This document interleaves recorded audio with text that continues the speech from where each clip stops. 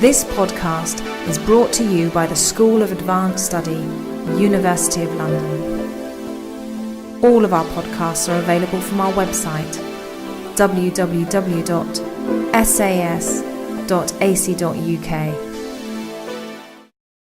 Thank you very much. I'm sure we can all agree that that was a very thought-provoking panel. Our five speakers have provided a broad overview and a range of viewpoints on the complex issue that mining and development and accountable governance in Colombia and in the wider region represents. There's, of course, a range of perspectives that have to be taken into account and that our speakers have touched on today. What I would like to do now is open the floor for questions. I'm sure there's a range of questions that you'd all like to pose to our speakers. What I'll do is I'll take them in lots of three. So where's my first question, please?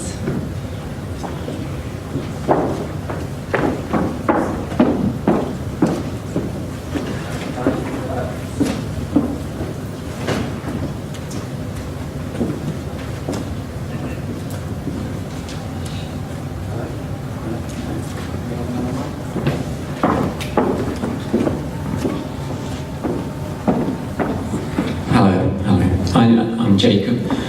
Question for our guests from Indigenous communities. What do they feel would have to change in Colombia in order that they get a real chance to have free, prior, informed consent for what happens on their land? And a quick question for the ambassador. There's just been a bit of controversy about Cerro Matoso mine not really paying much revenues. There's some things in the AB Colombia report about the low level of revenues being paid by the big mining companies in Colombia. The question is, if the main purpose of mining in Colombia is to collect revenues to alleviate poverty, why is it that not many revenues have been collected? Hi, Andy Higginbottom from Kingston University and also Colombia's Solidarity Campaign. Isn't the right to prior and informed consent morally also extended beyond Indigenous communities to Afro-descendant communities and indeed any rural community whose land and livelihood is being threatened, in particular campesino communities? Secondly, the main figure that's missing in the presentations is how much profit these organizations, these corporations make. The flow of profits out of Colombia is incredible. The three biggest profitable corporations are in fact Cerro Matoso and El Cerrojón, the coal mine, and it was recently oil, but now it's mobile phones.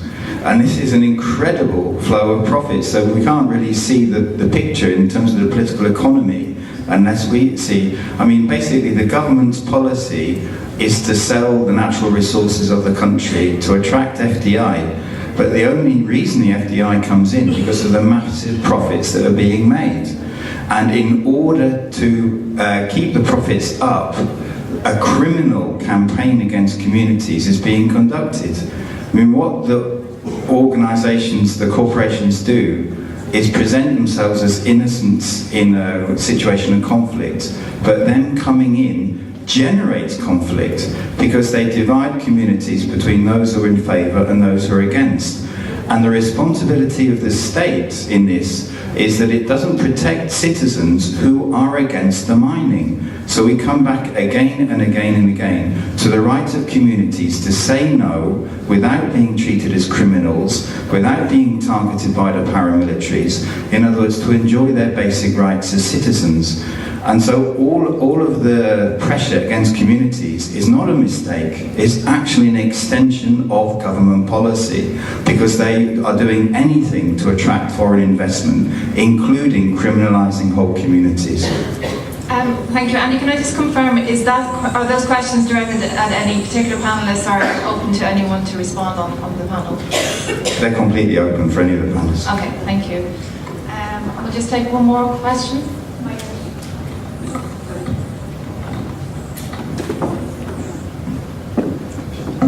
Thank Thank you. My name is Andrea Saldarriaga, and I'm a consultant on investment and social sustainability. And the gentleman before me just made a question that I wanted to ask about the rights of non-ethnic communities in all this complex picture that we're seeing about mining.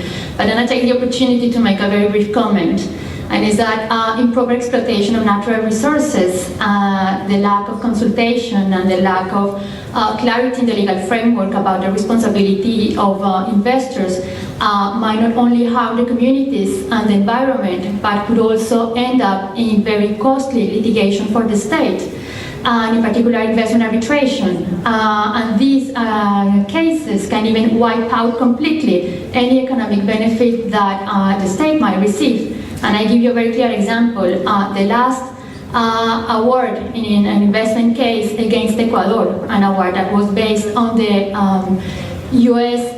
Equatorial Bilateral Investment Treaty, orders Ecuador to pay $1.7 billion to Occidental.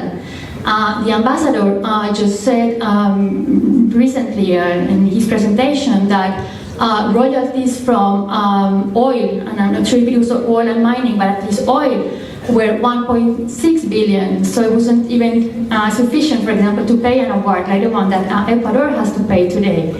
And Colombia has signed not only an FTA with the US with an investment chapter, but has only signed it with Canada, and has signed a number of investment treaties with other countries, with the UK, with Spain, with China, and is signing more and more of these treaties, giving the opportunity to investors to raise these claims against the state.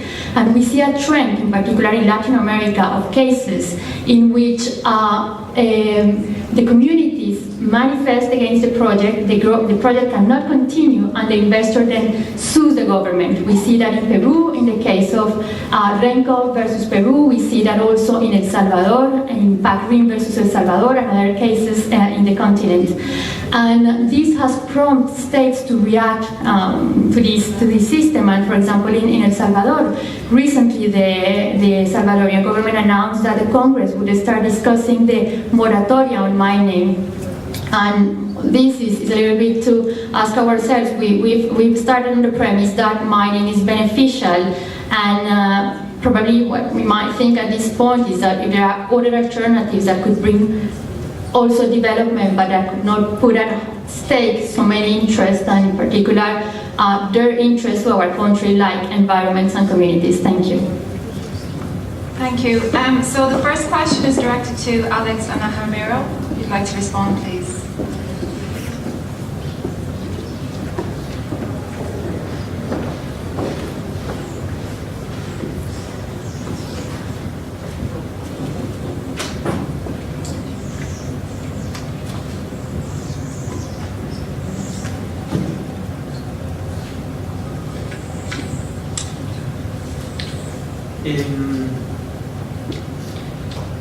Quisiera pues dar respuesta al comentario que hace el tema del consentimiento previo, libre e informado para las comunidades es principalmente esencial. Y este tema pues, que se lo ha discutido a lo largo pues, de la otorgación por parte de Naciones Unidas de los derechos frente a de los derechos de los pueblos indígenas,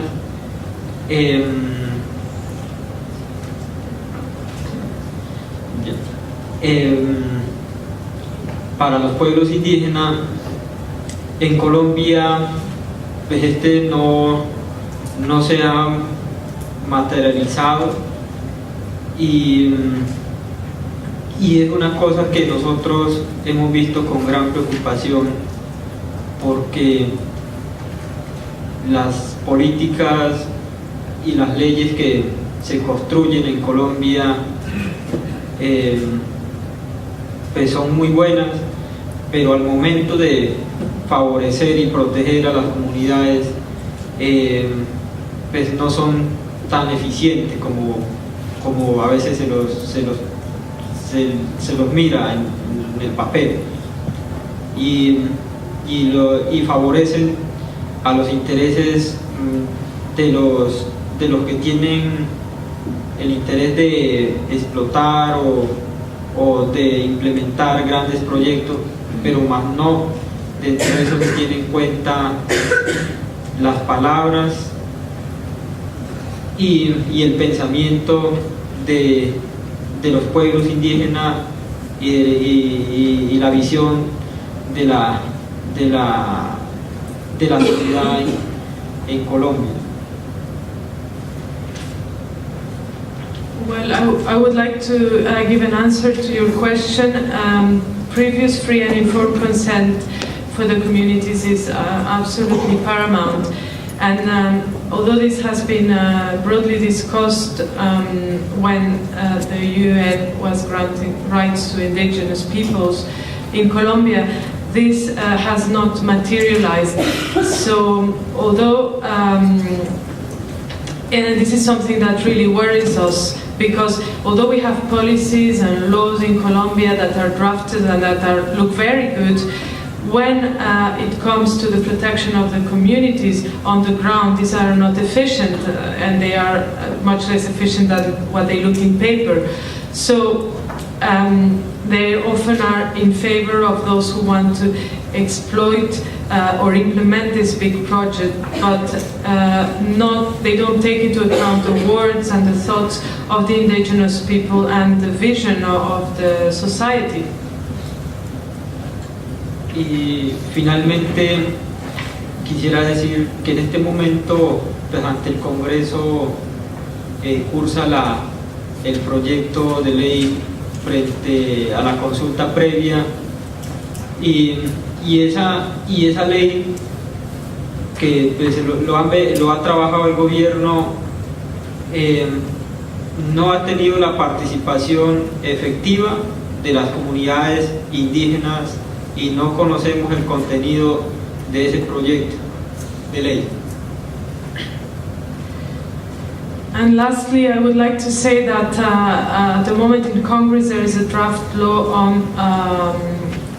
on this previous consultation, but this has been drafted by the government without a real participation of the indigenous communities, so we don't really know what is the content of this draft law.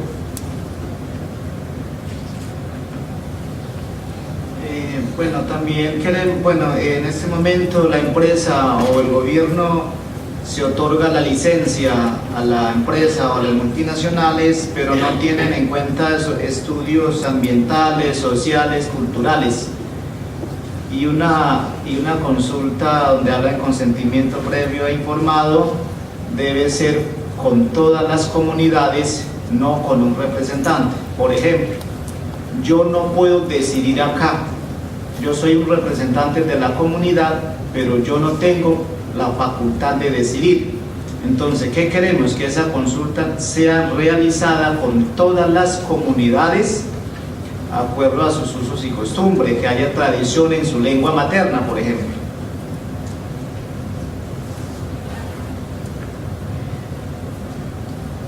Well, now the government is giving all these licenses to multinationals without a real environmental, social and cultural study.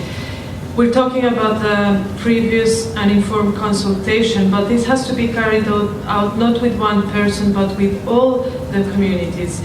For example, here I am representing the communities, but I do not have decision-making powers. It has to be, everybody has to be taken into account, and their different traditions and usages have to be taken into account, as well as their languages, their mother tongue. Thank you. Ambassador, if you'd like to respond to the question on low levels of revenue being paid by mother companies. Yes, I think this whole discussion about the investment, royalties, profits, taxes, everything related to the operation of these private, domestic, and foreign companies in the mining sector in Colombia.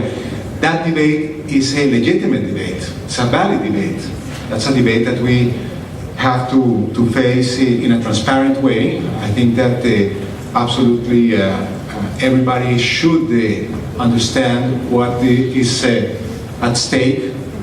This negotiation has to be transparent. And the government, of course, has the objective to maximize the benefit for the Colombian society. You hear both sides of the equation. You hear some people complaining about the excessive profits of these companies and relatively low levels of investment, the low levels of taxes that they pay, etc., that they take out more than they put in to the country. But you also hear the arguments from the other side. Many multinationals that complain that Colombia's conditions are not as competitive as they should be, and they rather invest in other places, or they decide not to expand their operations or to leave. Last night I was reading the statement of the president of Cerrejón, the coal company in Colombia, and he was announcing that they are not going to expand the production simply because it's not profitable. So one has to be very careful not to exaggerate these claims that these companies are making a lot of money, because in some cases they lose money. And on the other hand, it's legitimate that these companies have a return on their investment. That's perfectly valid. It has to be reasonable, and it has to leave Colombia with taxes and royalties that are also a fair retribution to the ownership of those resources. But here we are dealing with the risks. We are dealing with lots of uncertain variables, and the key to the whole process, in my opinion, is to have a negotiation where there's real competition, that there are many companies interested in bidding, and a good negotiating team from the government that really represents the interest of the country, and to have a public debate about it. If you have followed the case of Cerro Matoso recently, there have been plenty of analysis done by experts from all sides, with all types of versions and interpretations of the convenience of the contract and the extension of the contract. That's how a democracy works. And in Congress, several congressmen have made extensive debates about the convenience of this extension. In this moment, the government of Colombia is negotiating with the company, with the Cerro Matoso, a possible extension. So there has been an intense, open debate, and I think that's the way it has to be done. I think that one has to be realistic, pragmatic, transparent, and get the most benefit for all the parties involved, being conscious of the risks and the rewards for the private parties, the Colombian government, and of course making sure that socially and environmentally those projects are responsible. Thank you. The next was a kind of set of questions and points that were raised on the right to prior informed consent and about the flow of profit out of Colombia. It was open to the panel. Would anyone like to respond?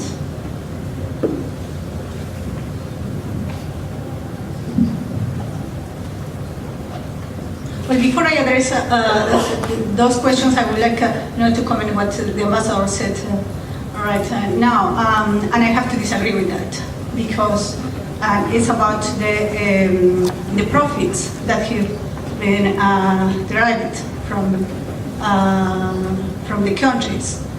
Something that's striking to see is what companies in the polls say about the criteria that's used to invest in a country.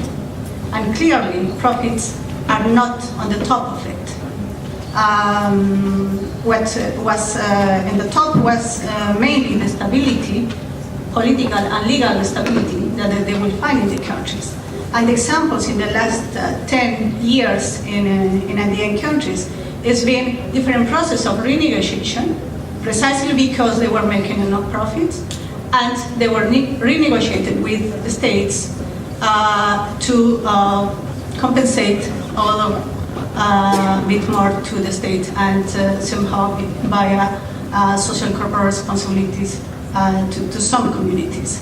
So I don't think that we can make a case that companies are losing money and they are still, investing in a country.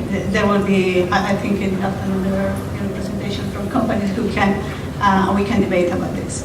And together with that is what the role that the states have played in trade agreements. I was in a team that assessed the EU and the Andean Community Trade Agreement. And if there is a difference between what the Andean Community, which at the end is been an agreement that's not fully ratified yet, but it's between Colombia and Peru unilaterally with the EU against the EU rules of negotiating with blocs. And the main difference with what Chile did years ago is that Chile had a huge component of development linked to trade. And the two countries, Peru and Colombia, they dropped out all components linked to development. So I think that there is much more scope, for the governments to do in terms of getting, further agreements where the liberalization of investments is one of them. The other aspect that I wanted to comment more in response to the other question is about fragmentation. Something that struck us when we did this different research projects is how fragmented are states, but also the industry, the mining industry, as well as communities. And we didn't find a pattern, not even within a corporation, to show a cohesive behavior, a cohesive behavior in the region. And it seems that everything is case by case, very context dependent, and that's very complicated in terms of establishing a policy that can be useful to think in terms of development.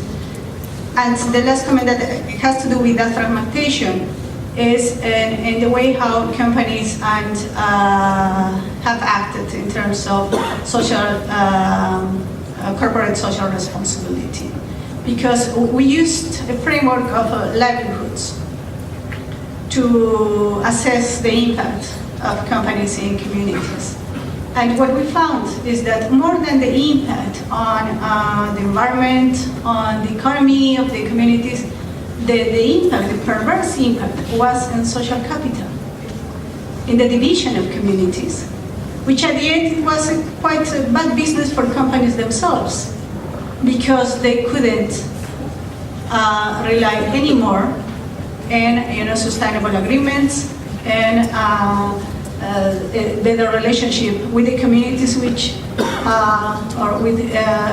they would have to live for 25, 30 years.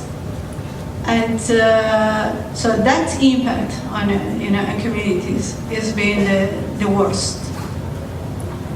Thank you.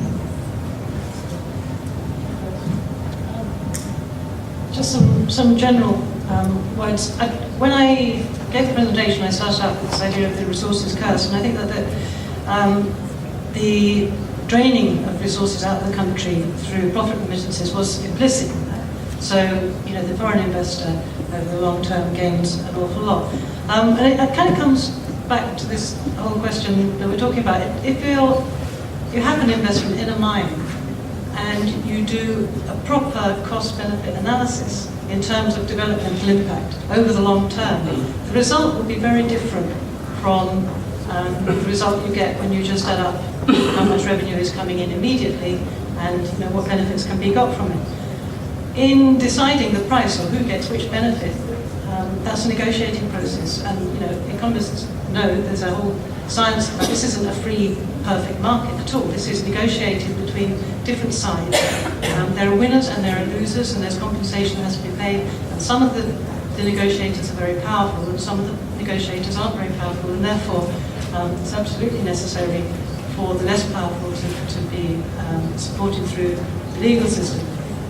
And in particular, it's been mentioned here, the international conventions, the international treaties disadvantage, or they advantage the foreign investors relative to other people. There's one other thing to say as well, and that's the position of the government in this. I mean, ideally, a government does have the long-term best interest of society at heart, but governments also have the next election on their minds, and it's easier, it can be easier under certain circumstances to depend on royalty payments than to develop a proper tax system or to get rid of tax concessions for people who are powerful in that country. And so we also have this impact, this kind of corrosive impact on tax collecting capacity of relatively easy royalties. So when we talk about the kind of cycles of capacity and developmental obstruction, if you like, then mining does have important contributions in that side, and therefore it's incumbent really on anybody proposing or considering a mining program to look properly at costs and benefits. That's not where they start. They start with what's revenue now. Thank you. Should we open the floor again to questions on there at the front? Thank you. Is it okay if I pose my question in Spanish and then I can translate it into English? Is that okay? Muchas gracias a todos los participantes, y mi cuestión es, la primera cuestión es fundamentalmente para Alex y Argemiro, respecto a un punto que Argemiro ha tocado en su presentación sobre las reparaciones individuales en contraposición a las reparaciones integrales. ¿Hasta qué punto las reparaciones individuales están teniendo un efecto negativo en la cohesión del movimiento indígena y qué se busca con la reparación integral? Y para el embajador, si puede también tocar este punto, y me gustaría, si es posible, que responda al asunto de la participación de las Fuerzas Armadas. Estos revenues, estos royalties que tenemos con las empresas, se supone que están pagando un servicio público que puede que esté, hay evidencia de que puede estar, de hecho, dañando a la población. So very briefly in English, so my question is about the effect of individual reparations on the cohesion of the indigenous movement, and to what is sought after with the integral comprehensive reparations. So for both Argemiro and Alex and the ambassador to reply, and to the ambassador, please to specifically address the issue of the police and the army in jeopardizing the movements and actually not defending the security of the indigenous communities. Thank you. Okay, any more questions? Back.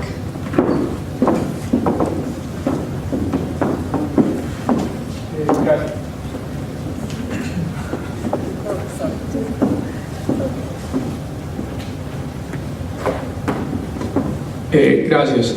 Voy a hacer lo mismo, tal vez primero en español y después en inglés. Es un comentario.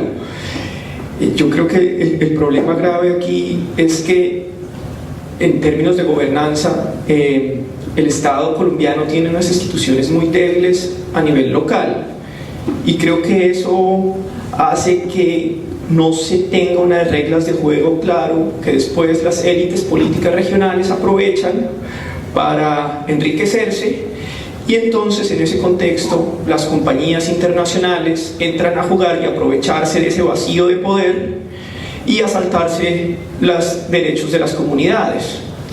Y al saltarse el derecho de las comunidades, entonces las comunidades reaccionan, se organizan, y eso crea una sensación de inseguridad para un Estado colombiano, que entonces, para tratar de responder a las privilegios que les dan a las compañías petroleras o mineras, terminan militarizando las regiones y eso termina incrementando, volviendo un conflicto social, un conflicto armado y termina volviendo a debilitar las instituciones colombianas y eso se convierte en un eterno retorno.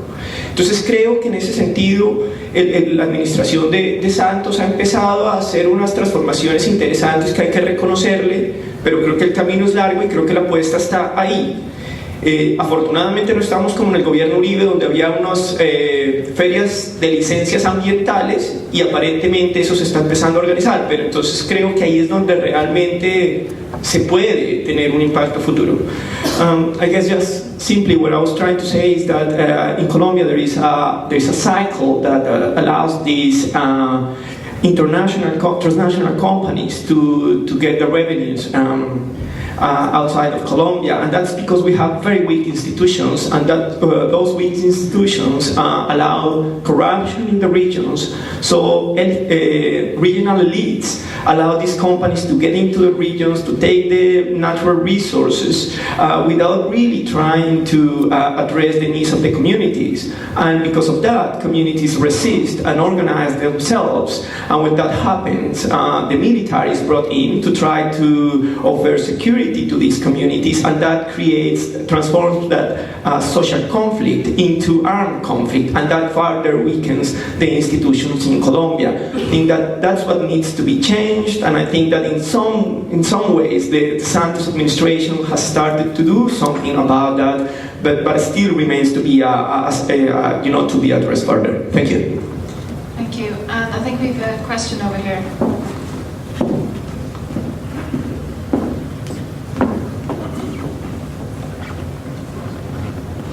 Hi, Patrick Kane from War on Want. My question's to the ambassador, and it's regarding the current peace negotiations, but also for our Indigenous friends. And we all know that the peace negotiations are going on between the FARC and between the government, but we also know that there are large parts of Colombian society which don't feel represented by either of those parties.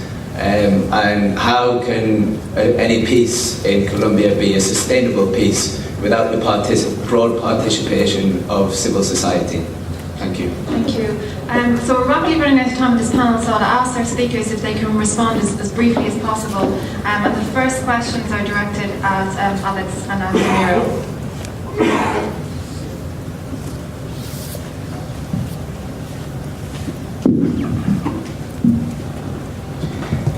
La pregunta, puedo dar la siguiente respuesta. Un ser humano no es reparable. Cuando uno matan, ¿cómo se puede reparar? En cambio, un objeto sí es reparable, por ejemplo, radio, televisión, bueno, entre otros objetos. Y el ser humano no tiene precio, no vale 18, 50, 100 millones de pesos.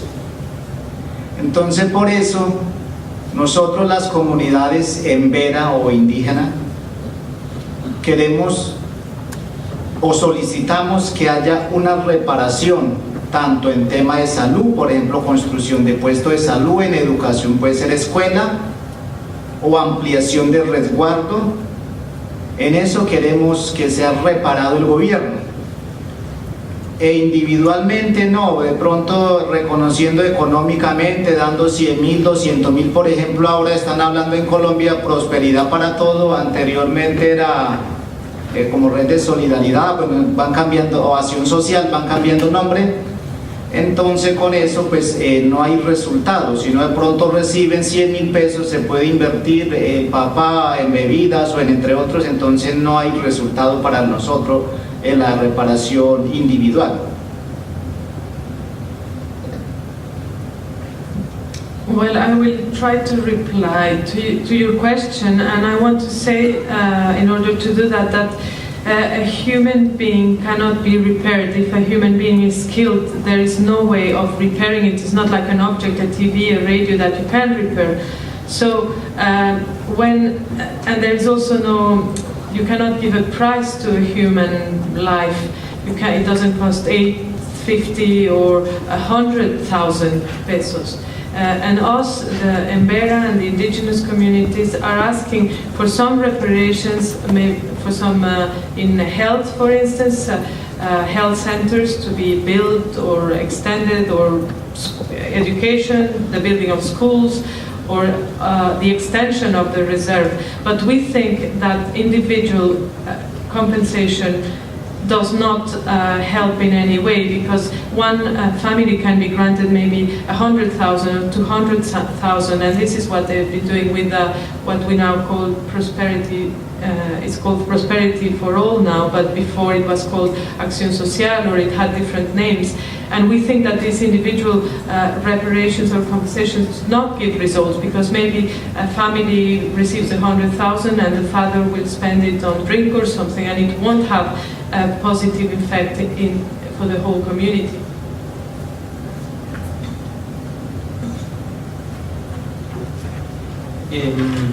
En cuanto a la reparación integral, yo quisiera también mostrarles con evidencia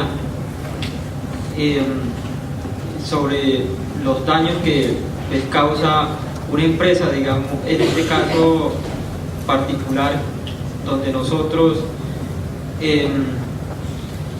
la explotación que hizo pues, esta empresa ilegal, los daños son irreparables.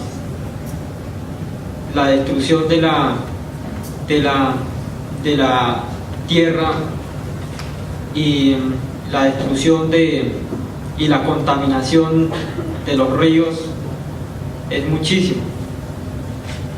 Y esto para nosotros, que representa la vida, representa la pervivencia de nosotros o la existencia para los pueblos indígenas, no lo van a reparar con dinero. Entonces la vida de nosotros en la tierra significa mucho, que pues, difícilmente me queda explicárselo a ustedes aquí, pero también para nosotros los daños que se generan y que lo hemos estado planteando ante la construcción y formulación de políticas públicas en el gobierno, y que es muy difícil ha sido de que el gobierno comprenda de lo que eso significa para nosotros. Entonces ha entrado en choque y eso ha entrado a interpretar el gobierno que van en contravía de los intereses del Estado colombiano. Entonces eso pues no ha tenido como mucha relevancia, digamos, en la incidencia que nosotros hemos estado planteando. Pues decir eso, y que pues lo que dijo acá, los asesinatos, las violaciones que se dan por estas empresas, porque donde nosotros también, las personas que llegaron junto a ella, hubo mujeres que fueron violadas. Esa secuela que se queda en esta familia no es fácil de poder borrar. Los asesinatos que se presentan de las personas no se puede reparar con dinero, entonces es una cosa muy difícil de entender y también de explicar, que para nosotros, o sea, en ese sentido no habría una herramienta que repare estos daños.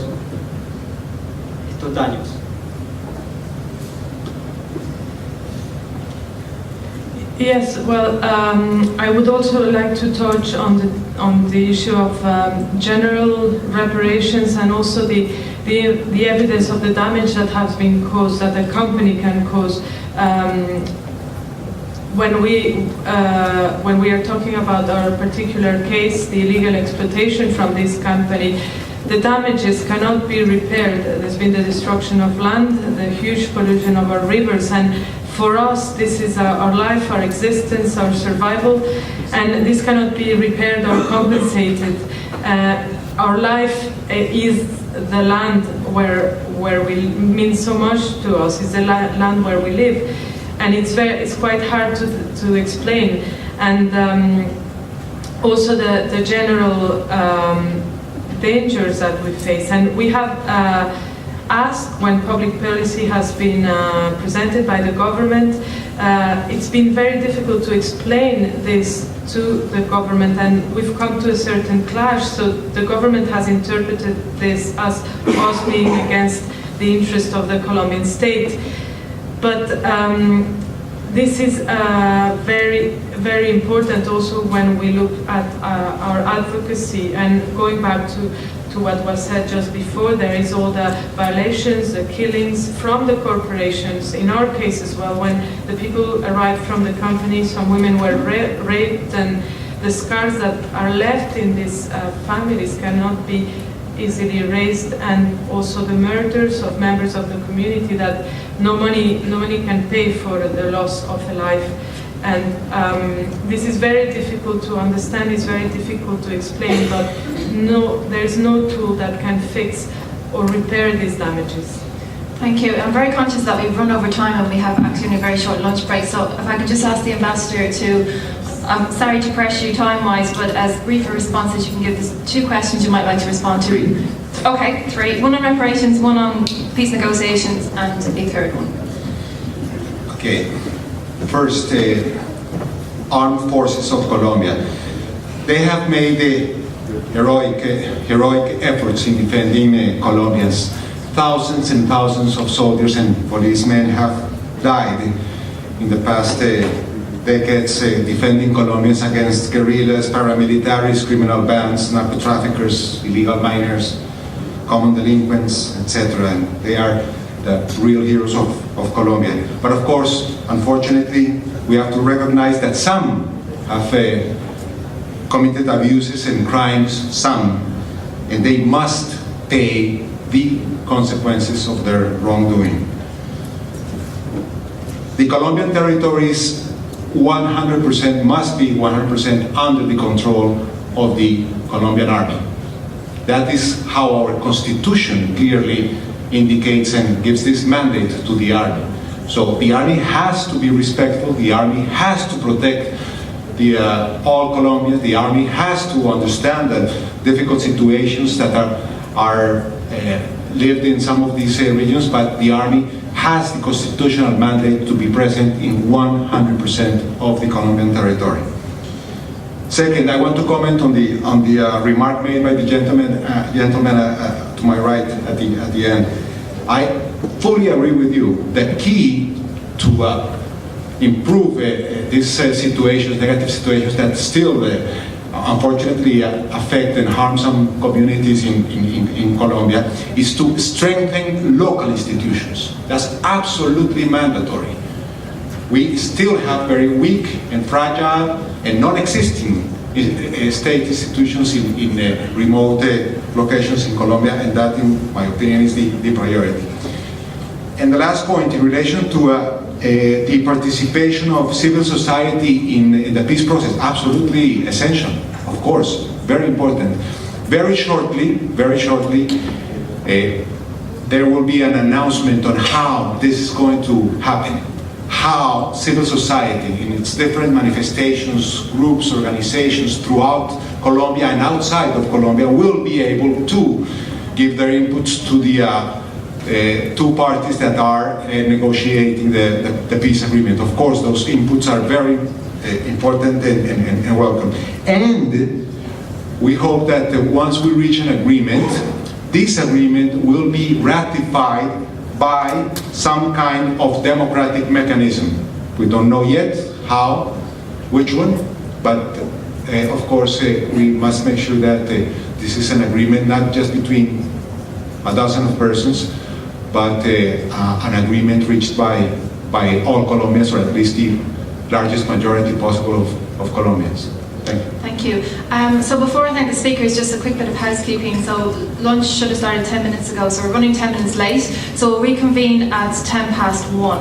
And I'd like you to join me now in thanking our 5 speakers.